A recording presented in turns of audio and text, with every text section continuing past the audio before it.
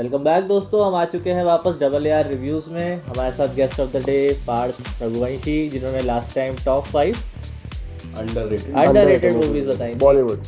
हाँ, बहुत लोगों ने कमेंट किया था पार्थ को वापस बुलाएं वीडियोस में, तो हम वापस ले आए हैं अपने गेस्ट ऑफ द इवनिंग।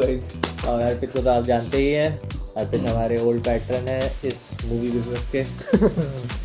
तो आज जिस मूवी के बारे में हम डिस्कस करने जा रहे हैं उसका नाम है धुरंधर, जो कि रिलीज़ हो रही है 5th दिसंबर, कमिंग फ्राइडे को रिलीज़ हो रही है। ये वीडियो हम रिलीज़ कर रहे हैं ट्यूसडे को, 3 दिन बाद ये मूवी आ जाएगी। इस मूवी में हम क्या क्या एक्सपेक्ट कर सकते हैं, अभी तक हमने जो भी ट्रेलर या टीज़र देखा है उससे हमने क्या आइडिया लगाया है, और एक ओवरऑल हाइप क्या क्रिएट हुई है, इसके बारे में हम बात करेंगे। तो अर्पित, आपने अभी तक देख के आप क्या लग रहा है, कैसी मूवी होगी, क्या आप एक परसेप्शन बना पाए? तो जितना मैंने देखा कि रील्स देखा, इनका ट्रेलर देखा, टीजर भी देखा, तो और इंस्टाग्राम में बहुत ज़्यादा हाइप क्रिएट हो गई है। तो इतना समझ में आ रहा है कि रियल लाइफ कैरेक्टर के ऊपर मूवी बनाई गई है, एंड जो उसके कैरेक्टर्स हैं भी मूवी में वो भी रियल लाइफ ही हैं, इंस्पायर्ड हुआ है उस मूवी से। तो ट्रेलर और टीजर तो अच्छा है। जो डायरेक्टर है इनका आई थिंक आदित्य धार है, एंड उन्होंने शायद से उरी बनाई थी लास्ट, तो उरी अब बहुत अच्छी मूवी थी, एंड उसके बाद अब लग रहा है धुरंधर भी अच्छी मूवी होने वाली है। थोड़ा वही नेशनलिज्म पैट्रियाटिक मूवी टाइप्स लग रही है। हाँ, बट जितना ट्रेलर या टीजर आप लोग भी देखा होगा, मैंने भी देखा, बट बहुत ज़्यादा फिल्मी लग रहा है कि वॉर मूवी। हाँ मसाला एंड तो वो चीज़ का एक इंटरेस्ट बना हुआ है कि इतनी फिल्मी है, मतलब वो फाइट सीक्वेंस या फिर जो भी आपका है वो कैसे दिखाएंगे, कैसे कनेक्ट कर रहे हैं रियल लाइफ से। तो वो चीज़ें मेरा इंटरेस्ट बन रहा है कि हाँ मूवी में क्या होगा ऐसा। आपका क्या व्यू पॉइंट है? बेसिकली यहाँ पे तो कॉमन पॉइंट है कि मतलब आज तक कभी भी सोल्जर्स को दिखाया है, इतना स्टाइलाइज्ड कभी नहीं दिखाया। दिखाया भी है तो एकदम ही फिक्शनल, जैसे ऋतिक को दिखा दिया था वॉर मूवी में। हाँ, तो वो तो फिक्शनली कैरेक्टर था, बट ये रियल लाइफ कैरेक्टर को कितना ज़्यादा स्टाइल में दिखा सकते हो। हाँ, वो है। मुझे थोड़ा सा ऐसा फील आया था once upon a time in Mumbai जैसे हमने देखी थी, तो उसमें जैसे वो सुल्तान मिर्जा वाला और दाऊद को भी उसमें वो दिखाया शोएब, तो मतलब एक बैकग्राउंड क्रिएट किया पहले, उसमें कैरेक्टर को डाल दिया और स्टोरी दिखा दी, फिर हम अपने आप गेस करते रहे कि क्या कौन सा कैरेक्टर है, क्या है। ये तो हो सकता है शायद इन लोगों ने खुद से भी वो लिए हों, कहते हैं ना इम्प्रोवाइज किया। इम्प्रोवाइज किया, मतलब स्टोरी को इम्प्रोवाइज किया, क्योंकि रियल लाइफ तो क्या ही पता चलेगा, क्योंकि वो एक स्पाई थे। मतलब थोड़े थोड़े जेस्चर में भी पता चल जाता है ना, जैसे वंस अपॉन अ टाइम में नहीं होता है, संजय दत्त आता है तो पूरा शूट आउट चल रहा है और उसको एक बंदा वो पकड़ाता है लाइफ जैकेट, वो ऐसे लेता है, फेंक देता है और चला जाता है। तो वो थोड़ी स्टाइलाइज, वो तो विजुअलाइज किया गया है इस तरह हम लोग को दिखाया जा रहा है। हीरो वर्शिप तो इंडिया में हमेशा से ही चली है, अगर हीरो नहीं होगा तो मूवी कैसे चलेगी, तो हीरो पंथी तो रहेगी। तो हीरो की बात की तो इसका मेन हीरो तो रणवीर सिंह है। हाँ, पहले पर मेरे हिसाब से रणवीर सिंह के कैरेक्टर पे बात करने से पहले अगर हम और कैरेक्टर्स बात कर लेंगे, क्योंकि जो और मेरा इसमें रीज़न ये है क्योंकि आदित्य धर ने अभी एक ट्वीट की है जिसमें उसने क्लियर किया है कि रणवीर सिंह का कैरेक्टर किसी भी पर्टिकुलर पर्सन जिसके बारे में हम लास्ट में डिस्कस करेंगे उस पर बेस्ड नहीं है। बाकी सारे कैरेक्टर्स उसने वो बताए हैं कि ये किसी ना किसी रियल लाइफ कैरेक्टर पे बेस्ड है। तो उन रियल लाइफ कैरेक्टर्स के बारे में बात करना शुरू करेंगे। सबसे पहले आते हैं अर्जुन रामपाल पे। तो इस मूवी में बारे में बता दें कि बहुत सारे लेजेंडरी एक्टर्स हैं, तो जिसमें से मैं अगर आपने ट्रेलर में देखा होगा तो अर्जुन रामपाल है। तो अर्जुन रामपाल इस मूवी में थोड़ा नेगेटिव रोल में है, एंड उनको ऐसा दिखाया गया है कि पाकिस्तान के शायद से ISI एजेंट है ऐसे कुछ।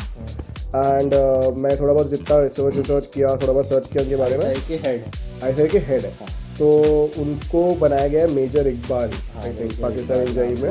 एंड वो उनके बारे में ये बोला जाता है कि बहुत ज़्यादा क्रूअल थे एंड बहुत ज़्यादा रूड थे, एंड जो भी उनके प्रिजनर्स या जो भी कैदी थे उनके साथ वो गलत व्यवहार करते थे। तो उनके बारे में ये बैक स्टोरी है कि जब 1999 में आई थिंक जब कारगिल वॉर हुई थी, तो कुछ वो इंडियन सोल्जर्स को कैद करके ले गए थे पाकिस्तान, एंड उनको टॉर्चर किया था कि उनसे इंफॉर्मेशन निकलवाने के लिए।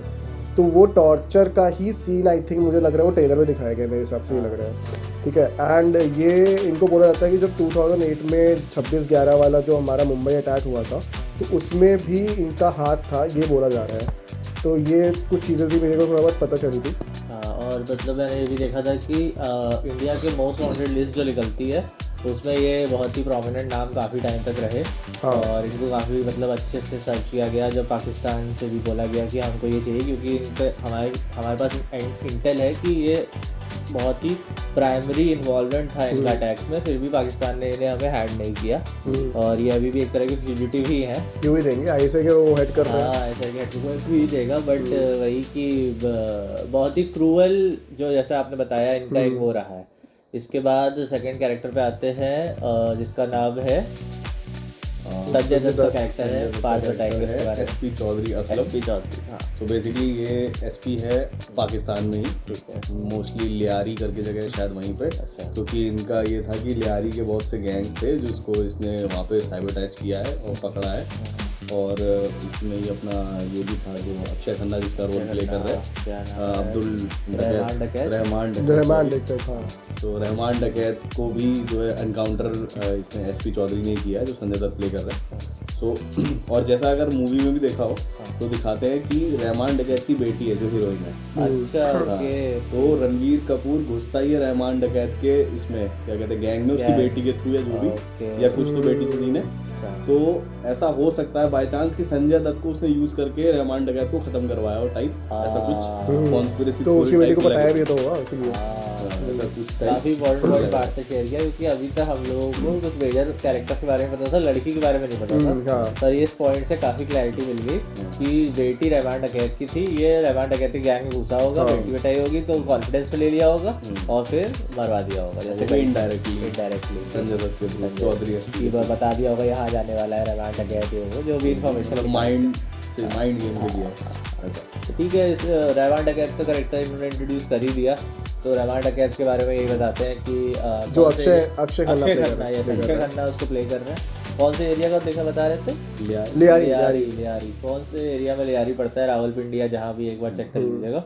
पर ये उस एरिया के मतलब एक तरह का छोटा गुंडा था, पर फिर उसने अपनी पार्टी बनाई कि हम आपके कराची में यस, कराची के लियारी एरिया का छोटा ही गुंडा था, बट उसने फिर एक पार्टी बनाई जिसमें उसने बोला कि हम इस एरिया की रक्षा करेंगे। तो सबने उसको सपोर्ट किया, बट एक्चुअली रक्षा करने की जगह वो उल्टा काम करता था कि क्रिमिनल एक्टिविटीज़ करता था। कई सारी मतलब जो भी इलीगल एक्टिविटीज़ है वो करता था। बेनज़ीर भुट्टो का भी इसको सपोर्ट था, जैसे कि सुनने में आया है। बेनज़ीर भुट्टो जो प्राइम मिनिस्टर थे उस समय, तो उनका भी सपोर्ट था इसको।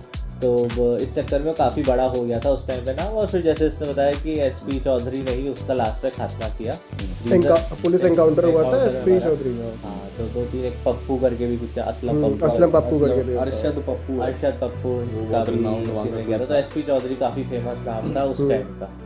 अब लास्ट मेरे ख्याल से कैरेक्टर कुछ और ऐड करना चाह रहा था। मतलब बेसिकली यही था कि हम ज़्यादातर देखते नहीं है ना कि मुसलमान साइड से कोई बहुत ज़्यादा ही गलत हो गया। मतलब पाकिस्तान एंड से कोई ऐसा दिखाए कि जो थोड़ा पॉजिटिव कैरेक्टर हो, स्टाइलिश कैरेक्टर हो, है ना, ऐसा बहुत कम होता है।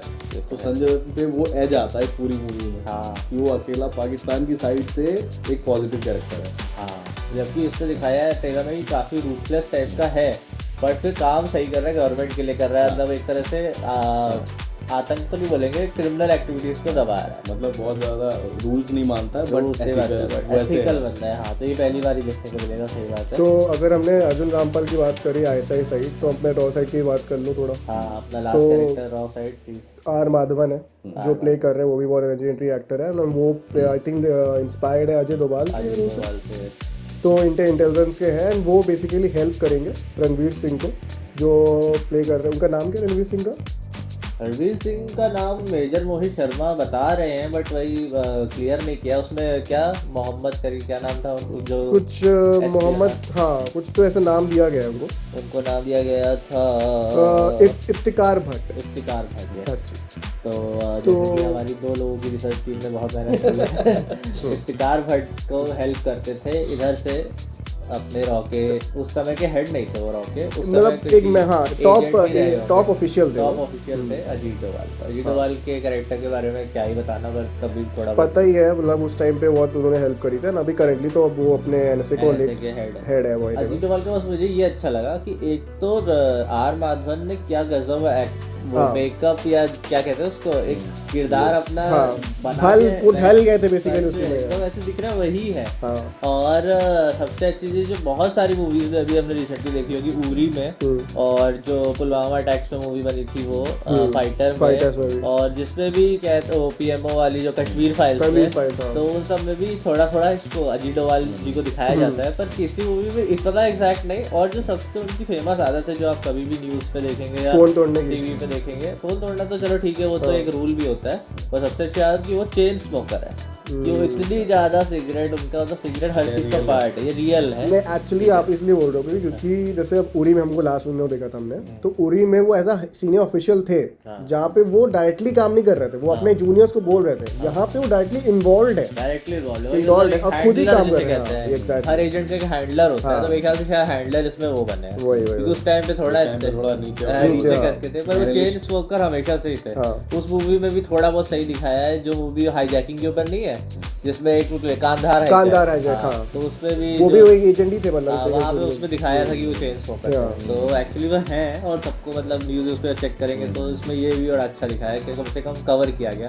तो सिर्फ पॉजिटिव साइड तो है ही, एक थोड़ी सी दिक्कतें होनी चाहिए, कैरेक्टर को फिर बिलीवेबल बनाती है ना, कि हमारे बीच का एक आदमी ऐसा कर सकता है। लास्ट में आते हैं रणवीर सिंह के कैरेक्टर पे। अब ये काफ़ी कॉन्ट्रोवर्शियल कैरेक्टर है, और हमारा तो वैसे कोई क्या ही बिगाड़ लेगा, बट हम भी थोड़ा कंट्रोवर्सी से बच रहे थे, बट हमें क्या ही दिक्कत है। तो मेजर मोहित शर्मा का कैरेक्टर जो हम एज्यूम कर रहे हैं कि वो निभा रहा है, और मेजर मोहित शर्मा के बारे में क्या क्या आप लोगों को पता है बताइए, फिर हम ऐड करेंगे। तो मतलब वो अपने टाइम के अच्छे वो थे, एंड वो 1990 के बाद कारगिल वॉर हुई थी, उसमें उन्होंने बहुत अपना ये किया था, सपोर्ट किया था। बहुत टाइम तक पाकिस्तान में वो रहे भी हैं।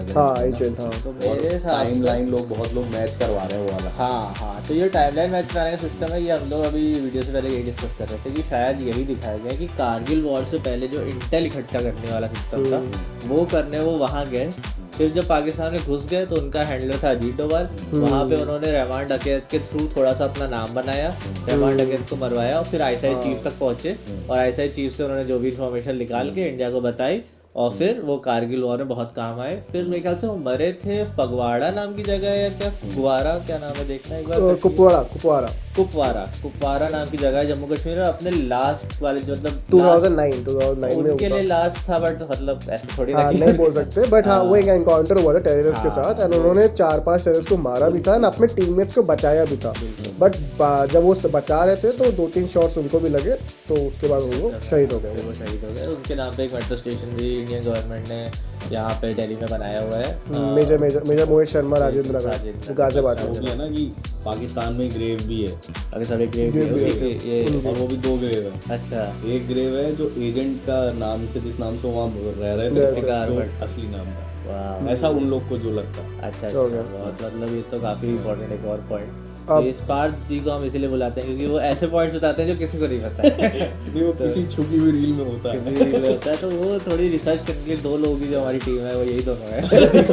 ये रिसर्च तो बहुत इंपॉर्टेंट पॉइंट है, शायद ही आपको कोई और ना बताए, तो उस पर ध्यान दीजिएगा कि 2 ग्रेव हैं, एक इफ्तिकार भट्टी और एक मोहित शर्मा, है ना, शायद अगर हाँ कर। अब ये तो जो हम लोग प्लॉट अपने दिमाग में हमने बनाया वो हमने आपको बताया, अब विल सी कि कैसे मूवी होगी। बहुत ज़्यादा हाइप क्रिएट हो चुकी है, तो लग रही मूवी अच्छी होने वाली है, देखते हैं। एंड मूवी हम लोग देखेंगे फ्राइडे को, एंड वापस से आएंगे रिव्यूज लेके, हम तीनों वापस से आएंगे एंड वीडियो बनाएंगे, हम आपको बताएंगे मूवी कैसी थी। हाँ, ये सही बात कह रहे हैं, बिल्कुल, ये तो होने वाला है। कुछ आप कह रहे थे क्वेश्चन कुछ? हाँ, क्वेश्चन तो थोड़ा सीधी था वैसे, तो कोई दिक्कत नहीं। जैसे मतलब अगर ट्रिविया वाले जस्ट क्वेश्चंस करने हैं, तो इसमें क्या कहते हैं, अर्जुन रामपाल, अभी हम लोग बहुत ज़्यादा डिस्कस कर रहे थे ना, तो मेरा माइंड बहुत पीछे चला गया और मेरे माइंड में एक धुन बजने लग गई। Welcome our 4th guest Alexa. ठीक है, तो बहुत बार अर्जुन रामपाल इतनी बार बोला गया तो मेरे दिमाग में एक धुन बजने लगी, तो मैं वही सोच रहा तुम लोगों को याद है कि नहीं।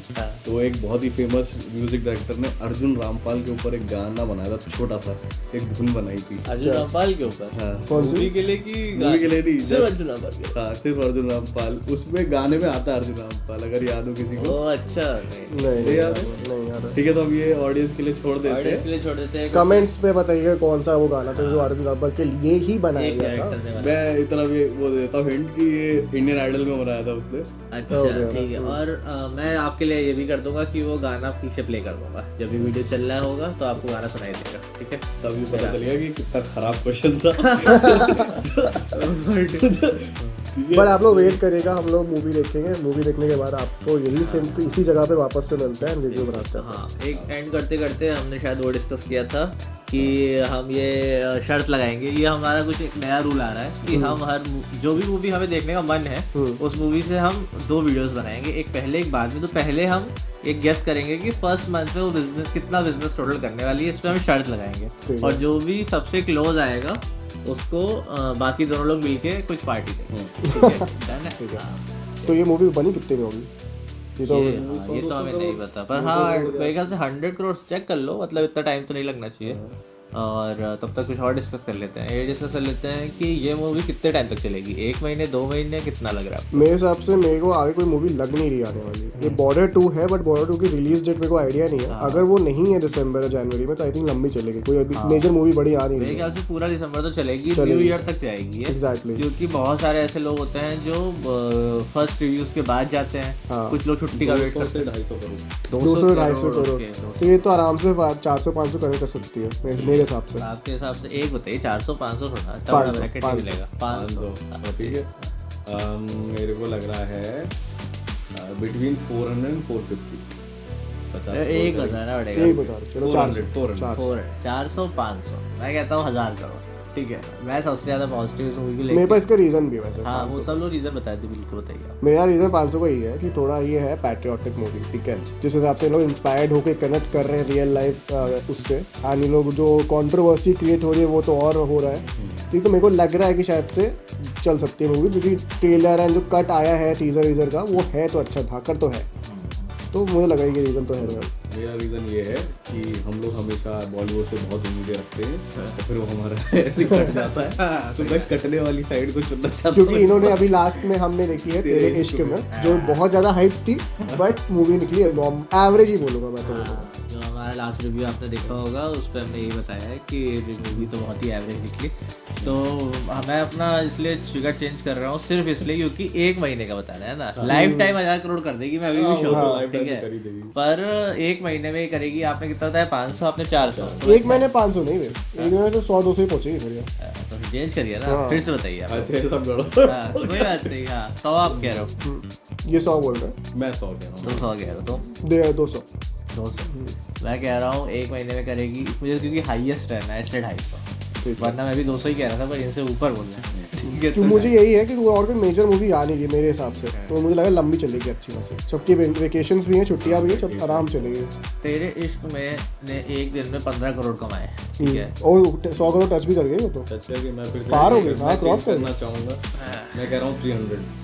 फर्स्ट मंथ है 300 आपका, 200 करोड़ ही बोलूँगा मैं। 300, 200 मेरा, इसने 300 कर दिया, तो इससे ऊपर मुझे रहना है। क्योंकि एक मूवी है मेरे ध्यान में, बट वो शायद से नहीं तो चलने वाली, बट अरे हाँ, कार्तिक आर्यन वाली आ रही है, वो कुछ तो खाएगी ऑडियंस, कुछ तो अनन्या पांडे के तो लोग जाएंगे देखने। अरे कार्तिक आर्यन नहीं है उसको तो देखेंगे। हाँ, लड़कियां कार्तिक आर्यन देखेंगी, हम लोग अनन्या पांडे देख लेंगे, बट 350 मेरा, 300 इनका, 200 इनका, ठीक है? थोड़ा सा काटेगी, बट क्योंकि तेरे इश्क ने इतना ज्यादा कमा लिया तो उससे तो अच्छी है ये, तो मैं अभी लिख के देता हूँ, उससे अच्छी, क्योंकि एक्टर थे, ठीक है? तो फिर हम लोग इसी पे एंड करते हैं। थैंक यू, मिलते हैं मूवीज के बाद।